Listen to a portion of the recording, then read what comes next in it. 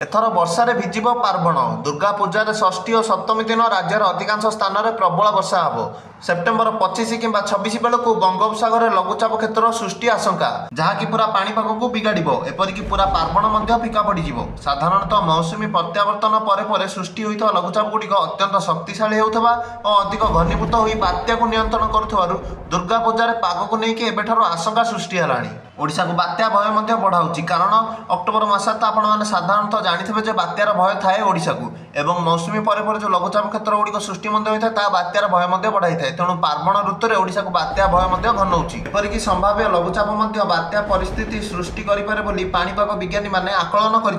September शेष सप्ताह में बंगोपसागर एक घूर्णिबलय सृष्टि हम और यार प्रभाव में लघुचाप क्षेत्रटीए सृष्टि बल गोटाइब प्राथमिक आकलन लघुचाप सदृश लघुचाप पर अवबातर परिणत हम बोली आकलन करा से समय सामुद्रिक स्थिति और बात्या सुहाउथवा कारक गुड़िक अनुकूल रहे तेबे लघुचाप बात्यार परिणत हो रही आशंका को एड़ाई जाई न पारे तेबे पुणी थे ओडिशा को पार्वण ऋतु में बात्यार भय